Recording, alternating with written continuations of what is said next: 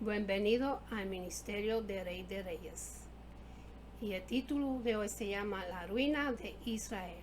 En el libro de Isaías, en el capítulo 3, en este capítulo se le da énfasis a las causas que provocaron la ruina de Israel. En esa época, un gobierno débil y una moral decadente y baja. Esas fueron dos cosas que provocaron que esa nación llegara al lugar donde Dios tuvo que entregarlos a la cautividad. Esta sección es aún una continuación de la profecía que comenzó en el capítulo 2 de Isaías. Recordemos que los capítulos 2 y 3 constituyen una profecía completa. En esta sección de juicio, el capítulo 3 revela el juicio de Dios dirigido particularmente hacia la nación de Israel, aunque tienen su aplicación para otras naciones. La interpretación señala definitivamente a Israel más adelante.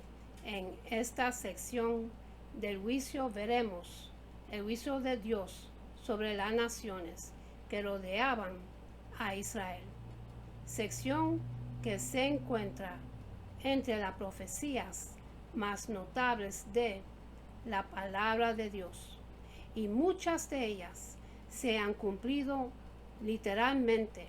Sin embargo, encontramos que el juicio de Dios contra Israel es más severo o intenso que contra cualquier otra nación. ¿Por qué? Bueno, es que Israel era la nación que Dios había elegido de una manera particular y disfrutaba de una relación con Dios, particularmente íntima. El privilegio crea responsabilidad. Y teniendo en cuenta esa responsabilidad, creemos que Dios juzgará con mayor severidad a aquellas naciones contemporáneas que conocieron la palabra de Dios. Israel como nación tuvo más luz espiritual que sus vecinas, y la luz rechazada acarrea un severo castigo, como sería ilustrado más adelante en este libro. El tema del juicio de Dios podría resultar ofensivo para algunos, pero nadie debería esconder la cabeza bajo la arena como el avestruz. Nos guste o no, debemos enfrentarnos con la realidad. Dios juzga el pecado. No solo lo juzgará en el futuro, pues lo ha juzgado en el pasado. La profecía que tenemos ante nosotros es una imagen del tiempo de Isaías y se ha cumplido. Sin embargo, su cumplimiento no agota su significado, porque las condiciones discretas prevalecerán contra vez en los últimos tiempos y producían la ira de Dios en forma de juicio, no solo sobre Israel, sino también sobre las naciones del mundo. Los primeros 15 versículos tratan el tema del gobierno débil y de la ropa de las mujeres. Esto parecen temas nada relacionados entre sí,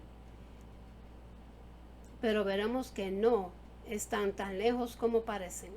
El gobierno débil fue causado por falta de liderazgo, evidenciado por la existencia de mujeres que gobernaron y comprobaron lo que Isaías quiso decir con esto.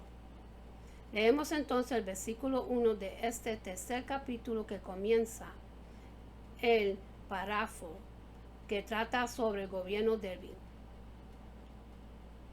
Porque el Señor Jehová de los ejércitos quita de Jerusalén y de Judá al sustentador y al fuerte toda provisión de pan y toda provisión de agua. Este versículo nos delimita a Jerusalén y a Judá. Aunque el hombre no vive solo de pan, seguramente lo necesita. El hambre es un juicio de Dios. Hay 13 periodos de hambre mencionados en la Biblia y cada uno de ellos constituye un juicio divino sobre la nación de Israel. Continuemos leyendo los versículos 2 y 3. Al valiente y al hombre, de guerra al juez, y al profeta al divino, y al anciano, al capitán de 50 y al hombre respetable, al consejero, al artífice excelente y al hábil orador. Dios iba a remover no solo el pan y la agua, sino también a todos los hombres de liderazgo. Faltarían hombres cualificados para ocupar altos cargos. Y ese sería un juicio de Dios. Esta situación podría ser actualizada. ¿No ha observado usted que no hay grandes líderes en la escena contemporánea? Hay algunos que se hacen pasar por grandes líderes, pero sus figuras se emplaquecen al comprobarlos con grandes personajes del pasado. No estamos adoptando ninguna postura favorable o desfavorable contra ningún partido político, pero la verdad es que hay hoy hombres ambiciosos que luchan para conquistar el poder, tanto jóvenes como maduros, que prácticamente no parecen tener las calidades que se requieren para ser hombres de Estado. En general, podemos decir que abundan los hombres preparados para la guerra, pero no grandes generales y estrategias. Por otra parte, hay una falta de liderazgo en el sistema judicial y una creciente ola de criminalidad para la cual no están actualizadas ciertas leyes. Se aprecia una escasez de grandes estadistas. La tendencia preponderante de muchos líderes es a transgredir y a contemporizar, recordando la situación descrita en estos versículos. Vemos que cuando una nación no produce estadistas, es una señal de decadencia y del juicio de Dios. Y en cuanto al Estado general, salvo algunas excepciones, los medios de difusión y las artes reflejan el estado actual de la sociedad. ¿Y qué diremos del área de la educación? Solíamos creer que los educadores tenían la solución para los grandes problemas del mundo y en la actualidad no pueden controlar ni siquiera la convivencia pacífica de los estudiantes en los campos. Ahora, notemos lo que dijo el Señor aquí en el versículo 4 de este capítulo 3 de Isaías. Y les pondré jóvenes por gobernantes, muchachos serían sus señores. Algunos de estos líderes que ocupaban elevados cargos hoy carecen de experiencia, y esta falta de capacidad fue precisamente lo que causó la ruina en Israel. En aquella época, los líderes de aquel tiempo tenían un nivel mental inmaduro, digamos infantil, y Dios los envió al cautiverio, los juzgó. Continuemos leyendo el versículo 5. Entre pueblos brotará la violencia de unos contra otros, cada cual contra su vecino. El joven se levantará contra el anciano y el plebeyo contra el noble. Al oír estas palabras, podríamos pensar que Isaías estaba hablando de nuestra época, pero lo que escribió era cierto en su tiempo. Los jóvenes estudiantes se rebelaban contra sus profesores y cuestionaban la enseñanza que recibían de ellos. En muchas regiones del mundo aumenta la tensión entre las clases sociales. Por otra parte, las minorías quieren imponer sus opiniones sobre los demás. Los cristianos también constituyen una mayoría, pero con toda seguridad no están siendo escuchados. Leamos ahora el versículo 8 de este tercer capítulo de Isaías. Porque arruinaría esta Jerusalén y Judá ha caído, pues la lengua de ellos y sus obras han sido contra el Señor para desafiar la faz de su gloria. Arruinada está Jerusalén y Judá, ha caído. Estas fueron las palabras del profeta. En nuestro tiempo no tenemos muchos hombres de Dios poniéndose en pie, señalando a una nación y diciendo nuestras ciudades están arruinadas, aunque sea tan cierto como lo fue en los días de Isaías. Dice aquí pues la lengua de aquellos y sus obras han sido contra el Señor para desfallar la faz de su gloria. Esta es la clave del capítulo y es la clave de la ruina de Israel y de la de cualquier otra nación. Dios juzga a las naciones por la relación que tienen con Él. El problema es que Dios ha sido apartado de los centros del gobierno y decisión política, así como todas las áreas de la vida de las personas, y seguramente más de una nación o un grupo de ellas y quizás un grupo de personas influyentes quisieran dominar a todo el mundo. La ambición humana es tan grande que aunque los aspirantes a detener el poder sean humillados o temporariamente naturalizados, no despiertan de su sueño y continúan por un camino como si nada ocurriera. Notemos ahora lo que dice aquí en el versículo 9 de este capítulo 3 de Isaías. La apariencia de sus rostros testifica contra ellos, porque como Sodoma publicó su pecado, no lo desmiluan. Ay de sus vidas, porque amontonaron mal para sí. El pecado se practica abiertamente, lo que se acostumbraba a hacer a escondidas, encubiertamente ahora se hace en público. Ese cambio se presenta como una muestra de honestidad. En realidad no somos más honestos ahora. Somos tan hipócritas como nuestros antepasados. Ellos fueron hipócritas porque ocultaban su pecado, y nosotros somos hipócritas porque estamos pecando abiertamente e intentando decir que el pecado es bueno. Esto es exactamente lo que Israel estaba haciendo. Y dice en el versículo 10, decid al justo que le irá bien, porque comería de los frutos de sus manos.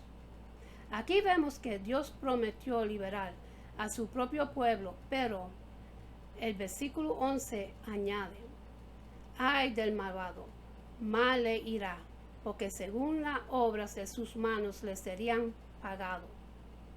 Y esta es otra forma de decir, todo lo que el hombre siembre, eso también segará. Continuemos con el versículo 12. Los opresores de mi pueblo son muchachos y mujeres, los dominan, pueblo mío. Lo que te guían, te engañan y tuercen el curso de tus caminos. Otra visión traduce, pobre pueblo mío, oprimido por niños y gobernados por mujeres. Uno de los mayores problemas de nuestra época es la delincuencia juvenil. El mayor incremento de crimen tiene lugar entre los más jóvenes, y la edad promedio continúa descendiendo.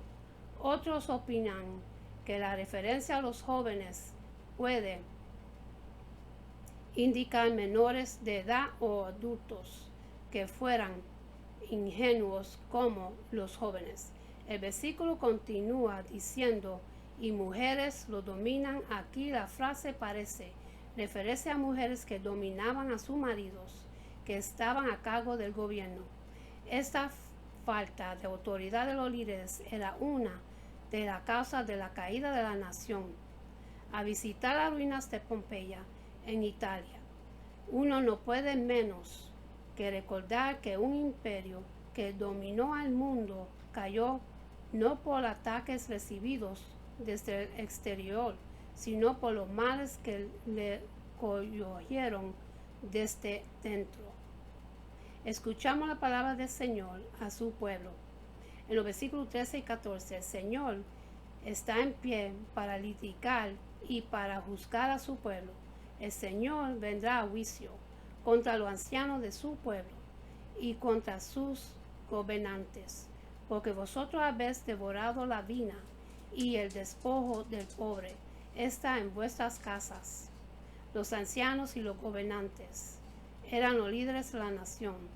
Dios colocó la culpa sobre los líderes adultos, porque el problema juvenil no se había originado en los jóvenes. En los días de Isaías había algunos que estaban tratando de enriquecerse y dominar a todo lo demás. Dice aquí, el despojo del pobre está en vuestras casas. Cuando miembros de la clase capitalista y de la clase obrera han dejado a Dios fuera de sus creencias y normales de conducta, constituyen un grave problema para cualquier país. Dios está preparando para contender o para juzgar, y Él permitirá a una nación determinar cuál de las dos actitudes adoptará. Leamos ahora el versículo 16, en el cual se comienza a hablar de la ropa de la mujer. Asimismo dice el Señor, por cuanto las hijas de Sión son orgullosas y andan con el cuello erguido y ojos seductores, que caminan como si danzaran haciendo sonar los adornos de sus pies. Que cuadro el que se nos presenta aquí en cuanto a las mujeres de aquella época. El problema, por supuesto, está en el corazón. El contraste en la Biblia lo tenemos en el 1 de Pedro, capítulo 3, versículo 1 hasta el 4. Los dos primeros versículos dicen así mismo: vuestras mujeres están sujetas a vuestros maridos, para que también los que no creen a la palabra sean engañados sin palabra por la conducta de sus esposas. Al considerar vuestra conducta casta y respetuosa ahora, esto no quiere decir que ella debe tolerar abusos de su parte, sino que debe vivir una vida santa ante Él. Y el versículo 3 dice: vuestro activo no sea el externo de peinados ostentosos, de adornos de oro o de vestidos lujosos. La esposa que piense conservar a su marido únicamente con sus atractivos exteriores lo perderá.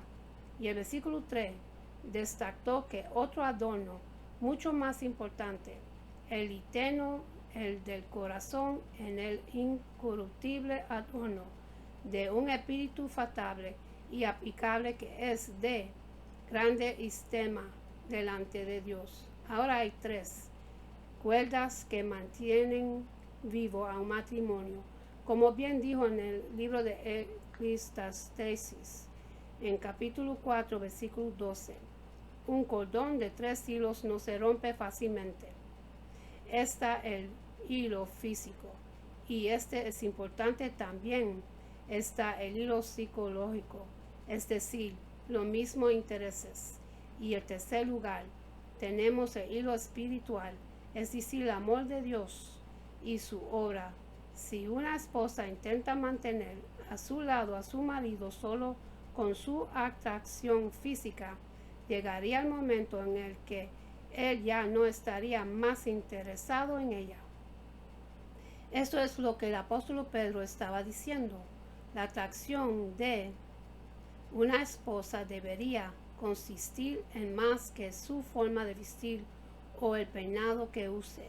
Su belleza debería ser una forma de vida caracterizada por un espíritu interno y sereno. Esta figura está en contraste con la descripción de esta profecía, en la cual Isaías describió a muchas mujeres de su tiempo como altivas, sexualmente atractivas, que caminaban como si danzaran haciendo sonar los adornos de sus pies. Entonces el versículo 17 dice, y el Señor herirá con tina el cráneo de las hijas de Sión, y el Señor desnudará su frente. Estaba hablando de una enfermedad de la piel, del cráneo. Al leer esto recordemos enfermedades como el SIDA, el síndrome de inmunolio, deficiencia adquirida y otras que en algunos países adquieren propagaciones epidémicas. Realmente Dios ha dispuesto que el pecado tenga consecuencias. Y continúan diciendo el versículo 18 al 24. Aquel día quitaría el Señor el adorno del casado, las resillas, las lunetas, los collares, los pendientes y los brazaletes, las turbanes, los adornos de las piernas, los partidores del pelo, las cajitas del perfume y los zarcillos, los anillos y los hoyoles de las narices y las ollas de las narices, las ropas de la gala, los montecillos, los velos, las bolsas, los espejos, el lino fino, los turbantes y los tocados. En lugar de los perfumes aromáticos vendrá gendoniez, soga en lugar de cinturón, y cabeza rapada en lugar de rizos de cabello, y en lugar de vestidos de gala, ceñimiento de ropas ásperas, y cicatriz de fuego en vez de hermosura. La ropa de mujer puede ser uno de los barómetros de cualquier civilización. Cuando los vestidos femeninos son modestos, se detalla o dice algo sobre la nación de su totalidad. En estos últimos versículos se mencionan por nombre alrededor de 20 artículos de ropa y moda femenina. Dios no estaba condenando a las mujeres de Israel por vestirse a la moda de su tiempo. Él estaba hablando de su vida interior. Eran activas y descaradas. El verdadero adorno tenía que haber estado en su interior, no en el exterior de la piel. La motivación que tenía al querer destacarse de esa manera revelaba el nivel moral de ellas y de su nación. Y la profecía continúa en los versículos 25 y 26, diciendo, tus varones caerán a espada y tu fuerza en la guerra. Sus puertas se entrecerrarán y enlutarán, y ellas desamparadas se sentarán en tierra. Había una medalla romana que mostraba a una mujer llorando. La inscripción bajo la imagen decía Judá cautiva.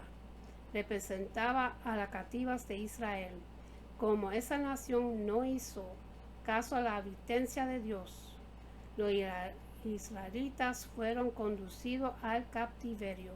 Qué imagen dramática de aquella nación, pero no se aparece caso a la condición de la humanidad que vive sin Dios, bajo la cautividad de su pecado y las pasiones. También hoy Dios ha advertido de las consecuencias del pecado y la rebelión humana. y solo de aceptar por la fe en el Señor Jesucristo y su obra en la cruz puede liberar al ser humano de ese cautiverio espiritual.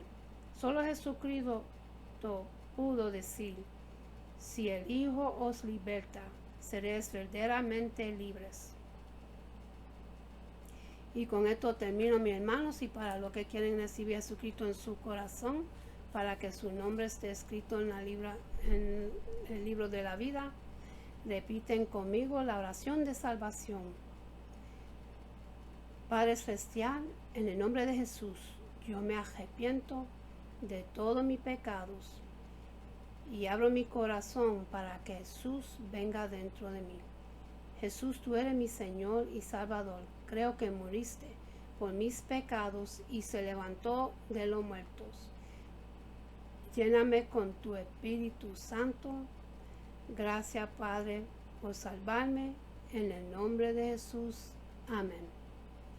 Y ahora voy a leer una oración que es bendición que Jehová de los ejércitos se lo dio a Aarón Moisés para el pueblo de Dios, para cada uno de ustedes. Una de las primeras oraciones que Jehová le dio a Aarón Moisés para bendecirnos a nosotros.